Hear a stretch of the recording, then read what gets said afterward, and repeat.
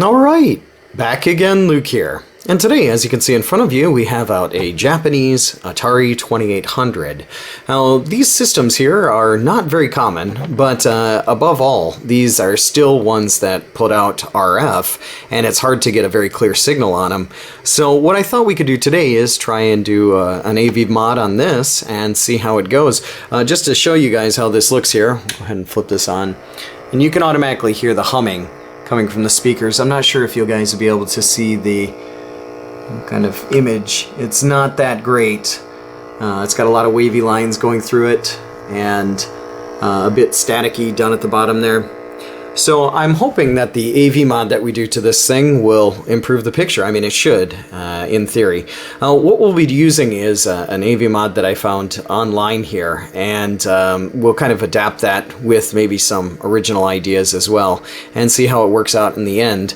But the first thing we're going to do is kind of tear this thing down and remove the components we need to, build up our circuit that we need to, and go ahead and give it a shot. So without further ado, I'm going to go ahead and unplug this thing and strip this thing down, and we'll go ahead and give it a shot. Alright, so once we take out the 5 or 6 screws from the back of this plastic here, this top part's going to pop right off, and I've already removed them to make it a little easier so we can get through this a bit quicker. The next step is we're going to need to bend the tabs that are on the sides of this metal plate here, the shielding plate, in order to pull this off. And once you do that, this will also pop off. Now, depending on the model that you have, there are different ways that you need to approach this mod here. Because this is a Japanese 2800, the person who found this mod goes by the name of CM Hernandez79 on the Atari Age forums, and that's the place where I found this one. But there are a few components that you need to remove. Compared to other mods like the 2600 and the 7800, they actually require you to remove resistors here, and they remove the coil here, and various components. This one, we're going to be looking at this transistor, this C10 capacitor. We'll be looking at this resistor here. This one is can't see what's underneath that. It looks like R19 possibly. And we're going to remove this resistor here, which is R24, as well as our RF box, because we're no longer going to be using that, but we will be using one of the points down here as our power. So what we need to do is start removing components. We're going to remove this cable here first, and we're going to just take that completely out. Removing the whole board here, you can just kind of pop it out forward, and it comes out like so. It's not too bad. And then once we get that out of the way, put that over here. You can see my RAM box. I keep all my RAM components. This is going to be our main board, and we'll go ahead and flip this over and start removing these components on the ends. So we'll get on that, and I'll see you guys in a little bit. Alright, so now that we've got our board out here, let's go ahead and take a look at the other side. You'll see that I've put some paint marks here. These are going to be the components that we remove. And I just did this to make it easier so I don't have to keep flipping this thing over on both sides. What we're going to do is first add some fresh solder to each one of these, because it'll make things free up a lot faster. So let's add some fresh solder to each one of these components just to make the parts just pop out. Essentially, they should pop out. This one, this one, this one. And our transistor over here. Let's start off with this and see if we can get these going. Grab our solder sucking tool. Go ahead and give this a shot.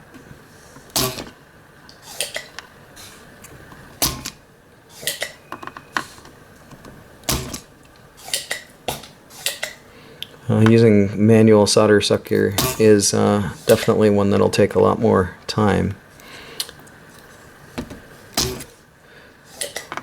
But it should do the job, nevertheless.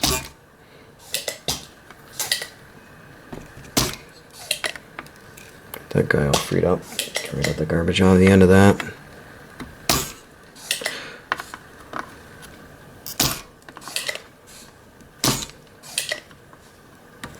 So I'm kind of maybe pry this guy up a little bit here.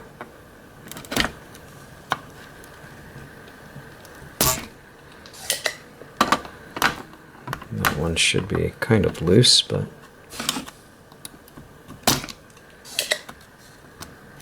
okay. And we'll go ahead. I'm not sure how well you guys can see this, but like I said, I'm just removing some of the excess solder on here to make the component fall out.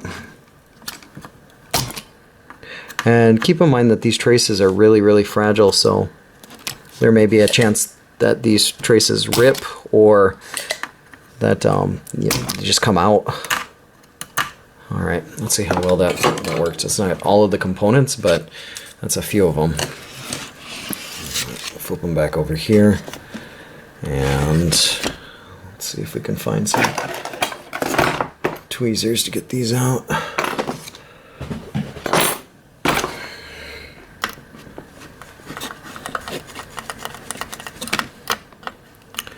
This one, because the legs are bent, it's still stuck in there a little bit, but there we go. It's bent. There's resistor number 1. Put that aside. I think I'll put these maybe in the case, maybe in a plastic bag, so if someone ever wants to put this back together, they can. Put it back with the original parts here. Come on out of there. There's this guy. There's that one, and our transistor. Alright, we've got our transistor out. Okay, we've got most of these essential first parts here out of the board. And the next thing we're going to need to do is just remove this massive box. So I don't know if we can do this on camera so easily, but we've got all of these points here. Once again, maybe I'll add a bit of flux to it just to make it a little bit smoother. Hopefully this will pop out like butter if we're lucky.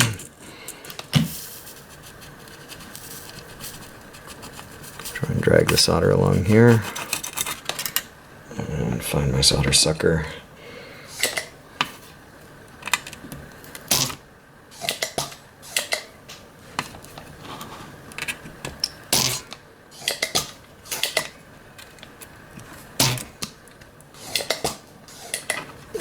Good.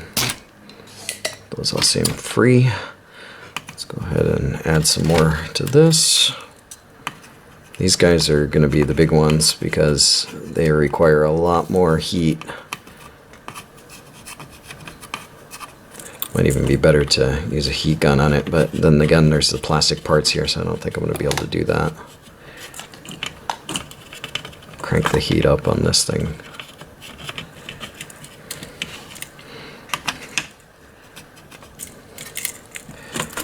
See if we can flood this, make this a bit.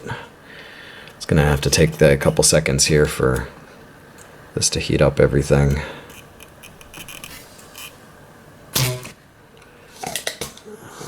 Not really, didn't really get too much there.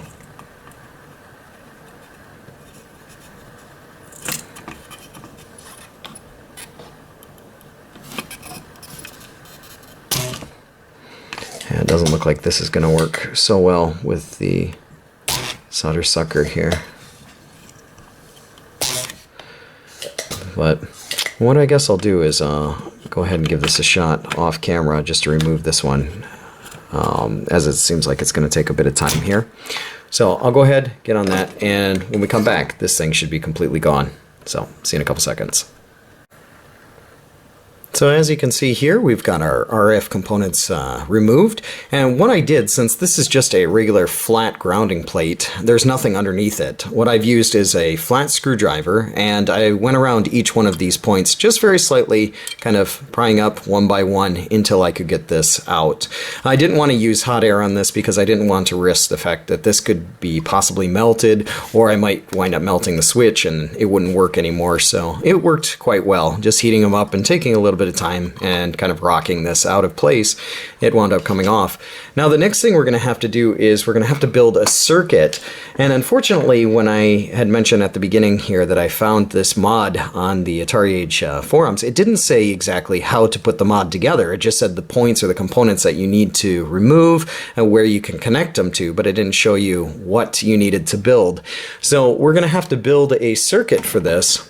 And I came across another site. Well, actually, it was just a kind of printed out, kind of hand-drawn circuit, and we're going to try and go ahead with it. But the components that you're going to need is a 2N3904 transistor. It's going to be this guy here. And the mod actually called for two different resistors. It said a 3.3K and a 2.2K resistor. Unfortunately, I don't have either one of those. So what I do have is I have the original 1.5K that we took out of the system, and I have a 1K here. So what I'm going to do is I'm going to put these in series, and essentially I'll have, well, I think I have another one of these 1K ones. So wherever the third one is, I'll put the third one in there. That will make up a 3.5K, which should be okay. And then I have another one here, which is a 1.8K. So we'll see how that works. Hopefully this will be enough. I'm not sure. If it's not, I'll go and try and find the correct values. Maybe pick up some resistors along the way. But I've got a piece of perf board here that we're going to try to use to make up the circuit, and we'll go from there. So I'll get on that and show you guys what it looks like. So going back online and looking for another diagram, I decided to go with this one here. As you guys can see, these are the components, and this is how the actual video output circuit is designed. And what I did is I kind of made this a little bit more complex than probably what I should have done, but this is the final product here. This is my video out wire. This will be the ground for the circuit. This will be the plus 5 volts, and then this will be the video input wire. And we'll get the audio from the point on the circuit board, which was where the capacitor 10 used to be on this side. So that'll be our audio out. But the next thing we're going to have to do is try and hook this thing up and see if we can get video out of it. So that'll be our next step. I'll see if I can get this, each one of the pins kind of put on here, and I'll show you guys what we're left with before we go ahead and plug it in and check some of that. So, as you can see here, what I've done is I've double-sided taped this thing in place, and it's not in there really securely. I think I'm going to have to go around with some hot glue. But the way this pinout works is this pink one here going to number 3 is going to be your plus 5 in. The black one here on pin 1 is going to be ground, and then the pin 4 line is going to be your video input. Then before you saw a yellow wire here, and what I had done is I kind of cut that one here, and I've used the ground from this ground wire, and using the video out from the original wire here, I wound up splicing in a pair of composite cables with the sound actually linked. This is mono sound just coming out in two channels. So we'll go ahead and plug this thing in. I haven't tried it yet, so I have no idea how this is going to work or if this is going to work. So we'll just have to see how it goes. Let's see. I don't have a controller for this thing either, so it's going to make things a bit more tricky. Let's find the power for this. Like I said, Sega Mega Drive or Sega Genesis 1 will work just fine. And let's see if we can try. We got barnstorming. Let's see if this works. Kinda. Not exactly.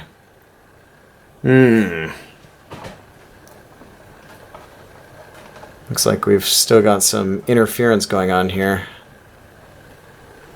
Huh. Wonder what that could be. Do we need to remove the resistor 14? I think everything here is supposed to be... It should be all wired up correctly. Like I said, I don't have the exact resistor value for this one, so that might be part of the trouble. Unless, did I hit one of the switches on the bottom? Let's see. No, that didn't do anything good. If I put it back. No, that didn't do anything either.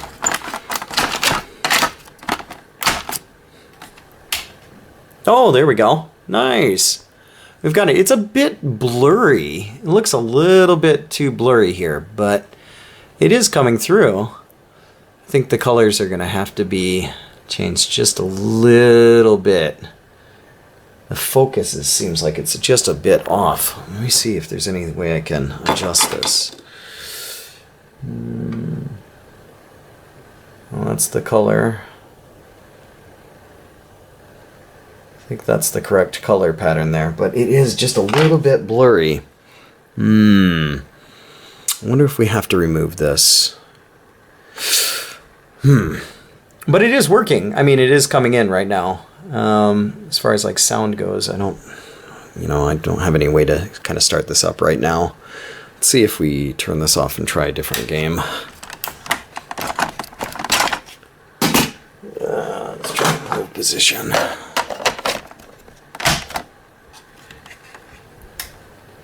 Oh yeah, pole position looks pretty good, but like I said, it's a bit too blurry, which is kind of a downside. I'm going to have to figure out what's up with the blur.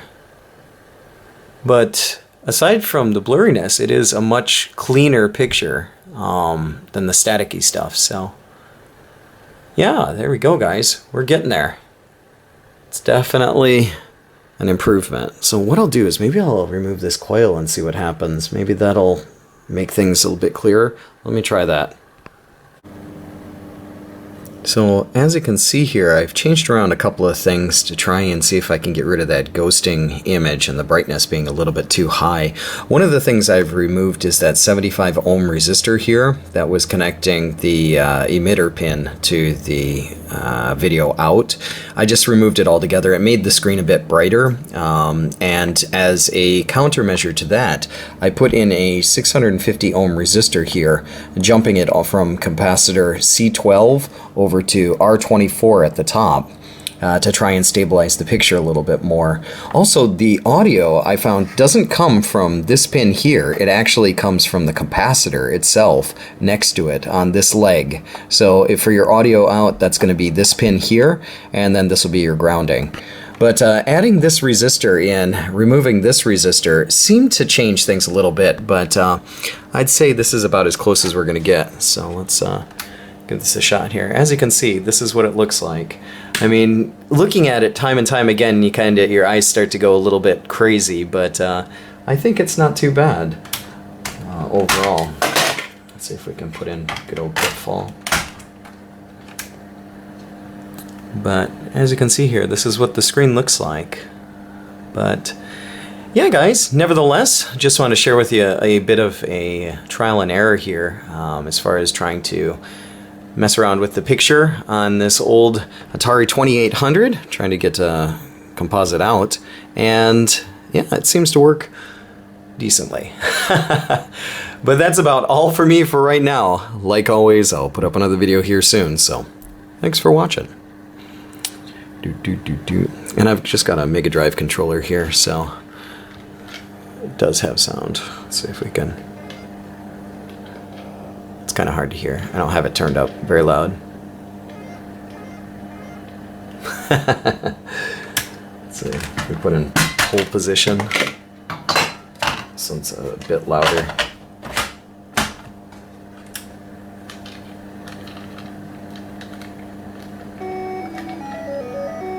There is still some ghosting going on here, but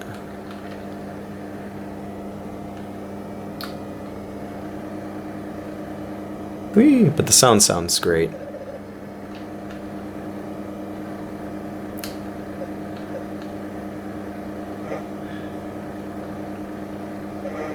Whee! There we go, guys.